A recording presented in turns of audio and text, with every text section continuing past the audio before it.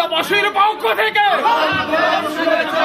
আন্তর্জাতিক পুলিশ সংস্থা ইন্টারপোলের ৮১তম বার্ষিক সাধারণ সভায় স্বরাষ্ট্রমন্ত্রী ডক্টর মহিউদ্দিন খান আলমগীর অংশগ্রহণ করতে ইতালিতে আগমন উপলক্ষে ইতালিস্থ বৃহত্তর কুমিল্লাবাসী তাকে এক গণসংবর্ধনা দেয়।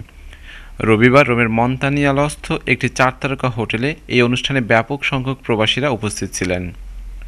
গণসংবর্ধনা অনুষ্ঠানে বিভিন্ন আঞ্চলিক সামাজিক রাজনৈতিক সংগঠনের নেতাকর্মীরা মহিউদ্দিন খান আলমগীরকে ফুলের শুভেচ্ছা জানান।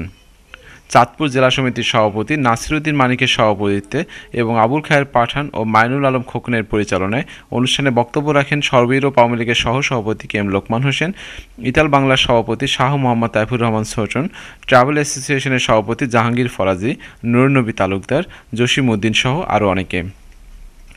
অনুষ্ঠানে বক্তারা যুদ্ধাপরাধীদের বিচার ত্বরান্বিত করা, বিএনপির বিভিন্ন দুঃশাসনের বিভিন্ন প্রসঙ্গ, প্রবাসীদের নিরাপত্তা সহ দেশের বিভিন্ন পরিস্থিতির কথা তুলে ধরেন।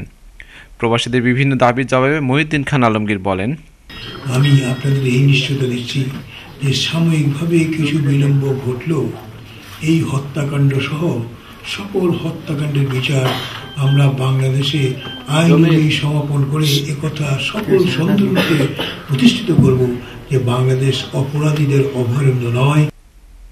তিনি আরও বলেন, বর্তমান আওয়ামী লীগ সরকার আগামীতেও ক্ষমতায় থেকে দেশের উন্নয়নের কাজ অব্যাহত রাখবে। কিংবা উন্নয়ন নামে লুটপাটের আলোকে খালেদা জিয়ার মতো কোনো লোককে কিংবা তার আপনার সঙ্গী সাংগঠন যারা জাতীয় বেইমান হিসেবে ভূমিকা পালন করছে তাদেরকে সমর্থন করবে। আমরা বাংলাদেশকে বাংলাদেশ হিসাবে সোনার বাংলা হিসাবে গড়ে তোলার জন্য আমরা সচেতন। স্বরাষ্ট্রমন্ত্রী ৮ই নভেম্বর বাংলাদেশের উদ্দেশ্যে রওনা করার উদ্দেশ্য থাকলেও দেশের বর্তমান পরিস্থিতির প্রেক্ষাপটে ৬ নভেম্বর ৮টা ৩০ ইতালি থেকে বাংলাদেশের উদ্দেশ্যে রোম ত্যাগ করেন। একে জামান, এনটিভি নিউজ, ইতালি।